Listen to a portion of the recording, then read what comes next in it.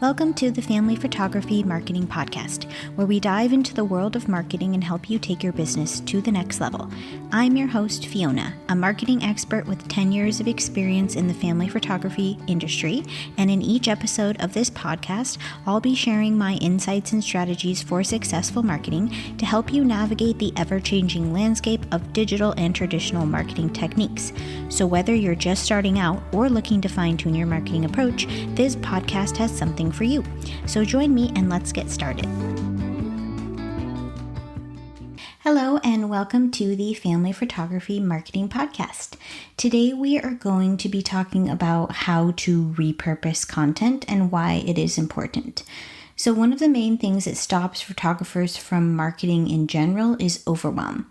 If every time you sit down to market, you are starting from scratch, you will eventually drown in overwhelm and go quiet, which is quite a common pattern. I often talked about the fact that as a self-employed artist, there are two people in the business, and for the vast majority of us, those two people are both us. Unless we're able to outsource or have an employee, which I found is quite rare, then both of these individual entities within the business are the same person, which is you and me. There's dreamer you. So this is the creative artist that dreams up the beautiful work. And then there's the worker bee.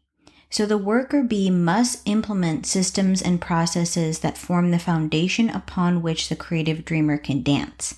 If you separate them out and they cease to work together, then you become a hobbyist photographer. So there's nothing wrong with that, but you won't make any money. And if you kill the creative side of your business, you become a systems robot producing art that just pays the bills. And again, we've all been through seasons of feeling like both, but the goal is to be a creative entrepreneur who's free to create art they love within the systems and processes that support that work and get them paid. That's the ultimate goal. So within those systems, marketing is one of them. You need some way to market. And when I say marketing, many of you automatically, what pops into your head is marketing involving social media. And I want to use this as an opportunity to just give you a nudge into having at least one marketing channel that is offline, an email list or in-person marketing or event-based marketing. And I just want to say that consistently so eventually you'll hear me and you'll do it. So that's the reason I snuck that in there. But for the sake of understanding repurposing, we're going to use some social media examples, but I just don't want you to think that social media is the only way that you should be marketing. When you're booking a season or a set of seasonal sessions and you have no content with which to market, it feels like you are standing at the bottom of a mountain and you have to build the first step to even start climbing. It's the worst feeling. This overwhelm then causes inaction, resulting in marketing silence, which then leads to fewer bookings, which then leads to faily feelings, which then leads to burnout, and finally a closed down business. That creative flutter that was the reason you started this in the first place is dead, and that is sad. So how can we rewrite this story with a better ending? So one way is to make sure that worker bee you is supporting creative you. Spoiler alert, this will require planning, action, and work, but once the path is laid, walking it season after season is easier. Each season you can rely on a marketing strategy you already built. Sure, it will still require tweaking and trimming, but tweaking and trimming an existing trail is easier than bushwhacking a new one every single season, which is what many of us find ourselves in the position of doing. So let's use spring. First, you want to take stock. So right now, summer's just around the corner, so look back at the spring that we just went through. Did you hit your income goals? How did your bookings feel? Did it feel like you were chasing people and trying to show them your art? Or did it feel like you were attracting and drawing people into your ideal sessions? So the first way is how all of us feel when we just get started, because we don't have any eyes on our work, so we actually need to turn people's faces to see us. But what we want to get to is the feeling of attracting and drawing people into the ideal work we want to create, inviting them into the brand instead of chasing them down. So if you don't feel great about your spring right now, what can you do to make it better? So what was missing? So I'll give you an example from my own spring. Spring is always slower than I want it to be every year. And my springs are pretty good. They're definitely better than 5 years ago, but it's still a slow season. So I realized that I didn't have marketing this year, a lot of content for locations that are right near my house or in my town. I didn't have a lot of spring content for those. A lot of times my spring sessions I like to do are in a town that's about 2 hours away because it has really good wildflowers and that sort of thing, but I don't want to always commit to driving. So I thought to myself, what I would like ideally to have for spring is 2 locations, one that's a bit of an adventure option and one that's right near my house. So I was missing the content that I needed to talk about any sort of location that was near my house. So part of the work that I did in March is I reached out to a few local farms and asked about shooting there. Once that location was secured, I strategically booked sessions in that spot, and I'm sitting on those sessions. So those sessions are not out in the world. That location no longer has spring flowers, so it makes no sense for me to show those images right now. Using your work strategically is really hard, because we love to share our art. But I have a business to run at the same time, and I need to market this work, whether the artist in me likes it or not. So the artist in me might want to lead with my ego and show everything I create so I can get attention, likes, that sort of thing. But if it's not a type of session that I'm actively trying to book, it's not actually helping me to market effectively. And even though it's tough, I can sit on those sessions and then bring them forth into the world and have that attention upon them, the likes, the shares, translate into actually booking, because they could be paired with an actual seasonal strategy. Instead of right now, if I showed them and people are like, oh my gosh, I love this location, I'd be like, well, too bad, all the flowers are dead. So you may not, you know what I mean? That doesn't make sense. So sometimes I see, and I just want to address this really quick because I see it every year, where photographers who are in active overwhelm with marketing share these Instagram quotes that sound like this. So this is not the exact quote, but it sounds like this. You are not a machine. You are an artist. You can shoot whatever you like and you can do whatever you want. Stop trying to be put into a box.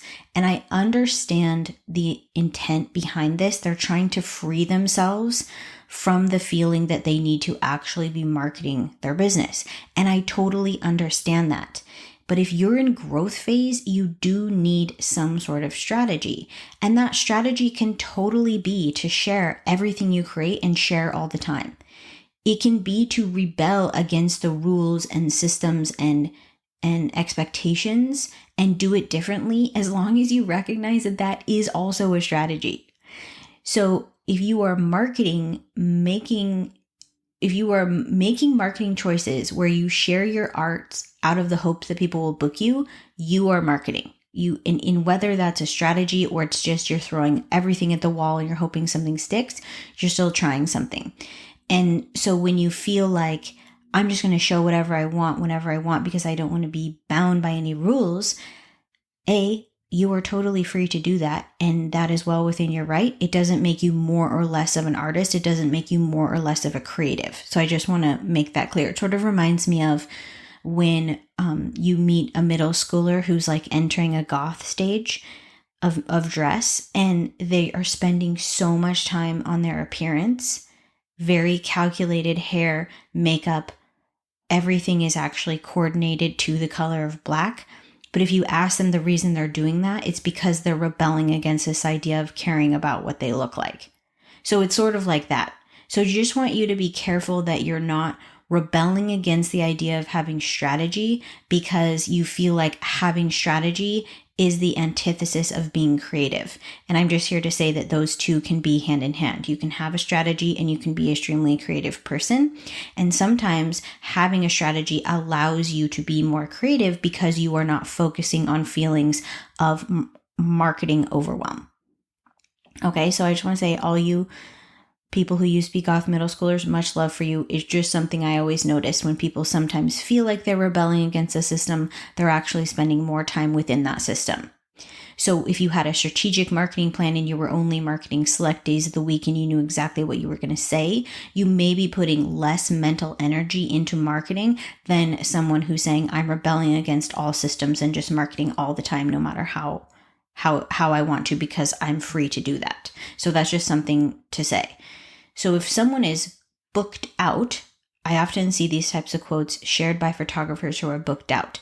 They, of course, have the freedom to not think and not have strategy and not really have a plan in place. Of course, you guys know from me talking that I kind of have two separate businesses going on right now. I have my outdoor family photography work, which the vast majority of my year is already booked out from my Black Friday sale.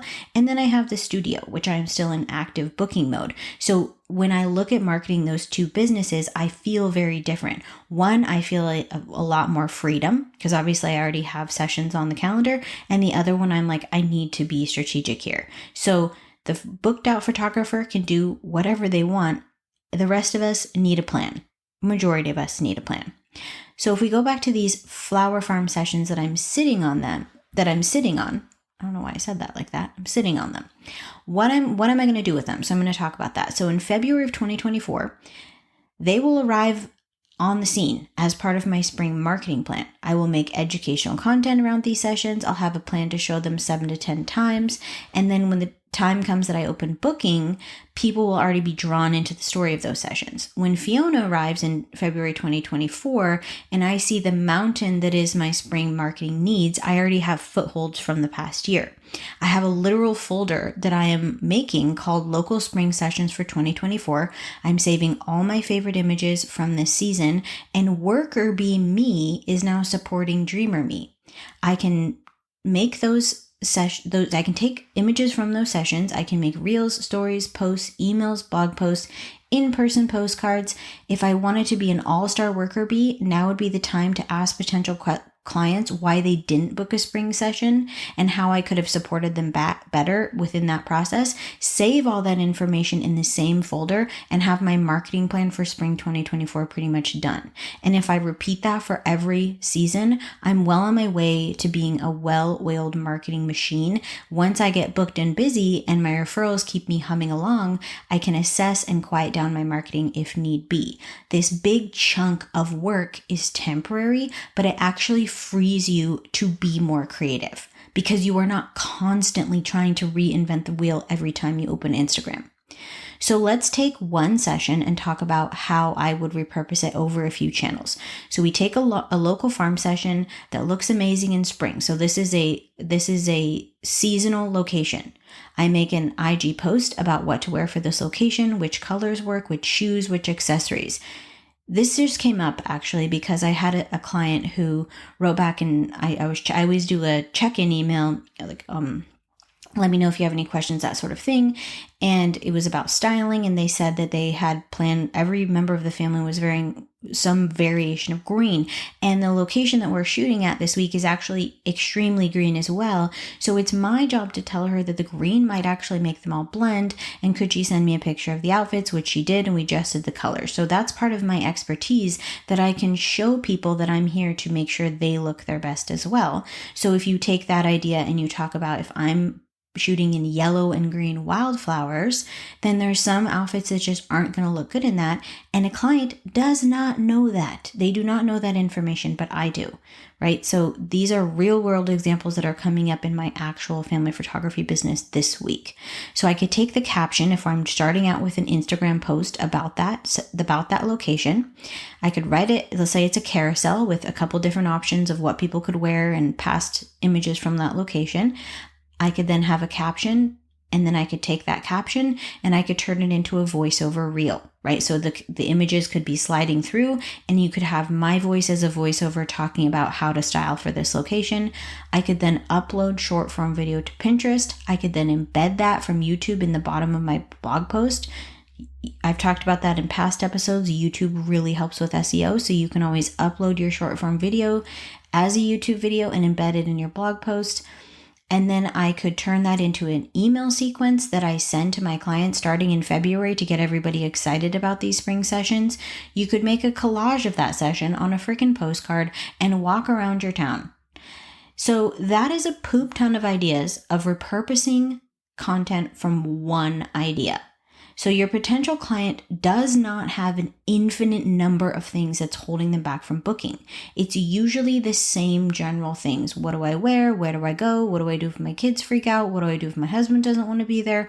What do I do with the resulting images? And what about the cost? So if you create a little marketing plan around each season, touching on these basic pain points, you will literally be doing more marketing and more strategic marketing than 90% of family photographers whose current marketing plan is this: post on Instagram, feel sad, go quiet, freak out, feel like an imposter, drop kick your phone into a wall, take another session that you don't love because you need the money, feel resentment, burn the F out. And that is not ideal. So yes, it does require work and planning, but it's well worth it if it's going to keep you in business for the next 5 years. So my challenge to you is to create a folder on your computer this week that says Spring 2024 Marketing Ideas and Images, and just add to it. Done. Future you will be so thankful. When you're coming out of the new year and you're filled with all of that excitement about getting sessions on the calendar, and you have a folder chock full of exactly what you need to market, you will be so much better off than the photographer who has nothing and has to build the very first step of the marketing mountain. So I hope this was helpful, and I hope you take me up on my challenge of making that folder, and I will see you guys next week.